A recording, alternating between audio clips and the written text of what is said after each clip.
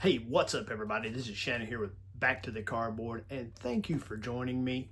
I'm just a guy that's here on YouTube that just wants to share baseball cards. I don't get caught up in all the drama of grading or is this an oddball card or anything like that. I just want to share my collection with you guys. So, in this episode, I've got a card here that is amazing, and I want to share that with you. So, let's flip the camera around and take a look. So you all know in my last video I shared with you my Dave Parker collection, what I had up until that point. And since then I've picked up a few more cards. One of them is this 91 Topps card when he was with the Brewers.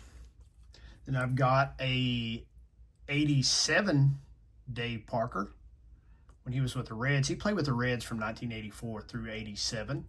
It's a sweet looking card.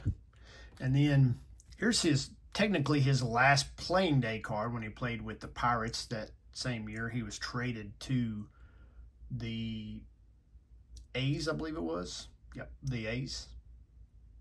It's the 84 Dave Parker. And then here's a biggie for me, the 75, his second year card, 1975. Love those old style batting helmets. I had 2 or 3 of those. I don't think I ever had the Pirates. I think I always wanted one, but I never was able to get one. It's the back of this. David Gene Parker.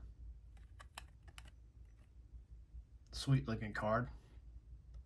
You know, these 75s are growing on me. I really didn't like the two tones. A lot of times the colors just didn't, I don't know, jive for me. It's like you got a dark gray and then the olive gray and then the pinks and purples, but over the last few years they're really starting to grow on me. So that's the 75 Dave Parker, his second year playing card.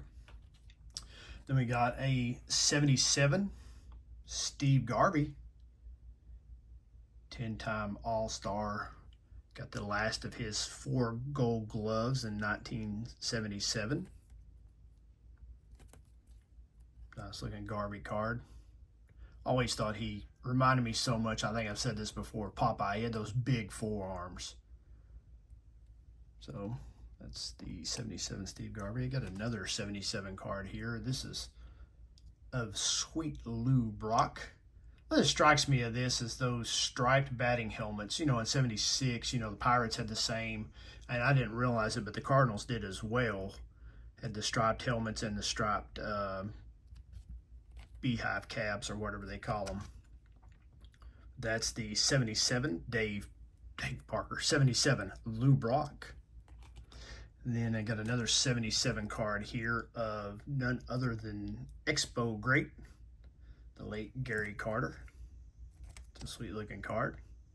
See all the different equipment he shed in the background. Looks like shin guards and some other kind of guards and a bat laying there. So too hot to be wearing all that garb to take a picture. The 77 Gary Carter.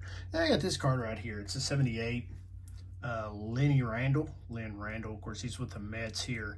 And the only reason I picked this up is I thought, man, it showed some really cool action. Sliding into, looks like to me, first base. I don't know the whole story behind it, playing against the Padres, of course. But the slide, and I don't know if that's a grimace or a smile on his face, but I thought this was really cool. Lynn Randle is a very, very interesting player in the major leagues. Lynn Randle spent 12 years in the major leagues, spoke 5 separate languages, performed stand-up comedy, and at one time was voted the most interesting man in baseball by the Sporting News. Hey, what you doing, man? Just eating some Cheetos, man. Why? Okay. I don't think we have any white cheddar cheese puffs, but whatever. So Lenny was on the bench in 1971 for the Senators' last game when the fans invaded the field.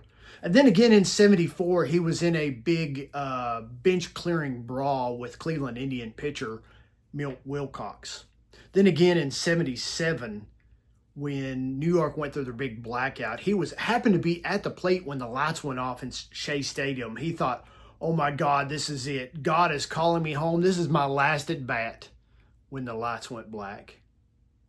He happened to be the roster replacement for Thurman Munson when he tragically passed away in 1977. Then, in 1981, May the 27th, this happened. Otis, right-handed hitter against reliever Larry Anderson. Fastball tapped at the plate. It'll trickle down the third baseline. The Mariners are going to let it roll. Lenny Randle gets down on his hands and knees and blows on it like a curler, and it goes foul.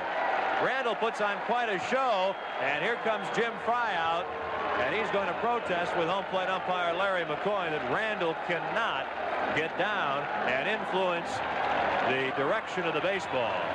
A little full swing trickler by Otis down the third baseline. It looked like it might just stay fair, and Randle coming in make you forget Laurel and Hardy in a hurry, and he comes in looked like your basic man with a broom. The curler out on the ice and blows it foul. I have never seen that before in baseball. If this is allowed, Kenny, that will be part of the arsenal, I'm sure, of the third baseman from now on, especially on AstroTurf. They may give him the base, and I think that's exactly what they're going to do.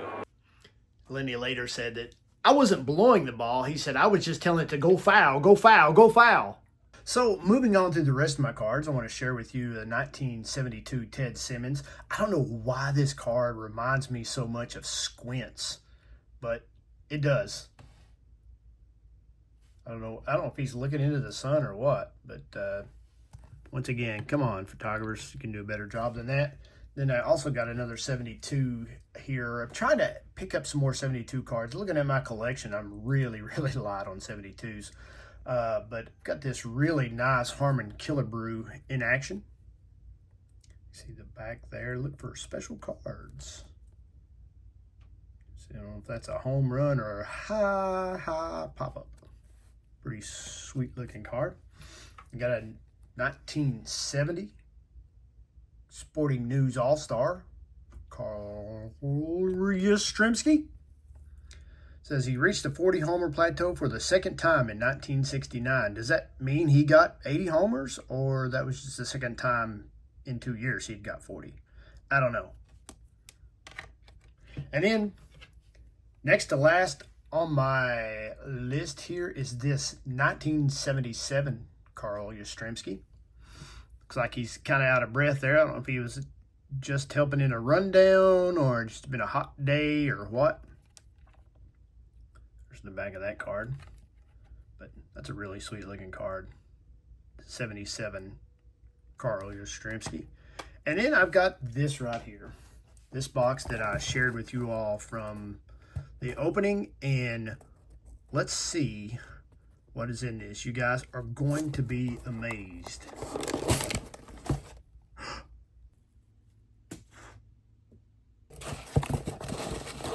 So, we'll wade through this.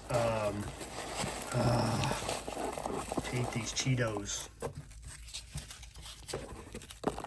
Who would use those things? Or Nemesis are worse than tape. Check this out. The 1971 Willie Mays. Man, is this a beautiful card or what? Let's get a closer look at this thing. These cards are notoriously tough, but not a whole lot of white showing. Yeah, there's some showing, but who cares? Golly, look at that. I never really paid no attention to just now, but the dot in the middle on these 71s, basically the same green that's on the back.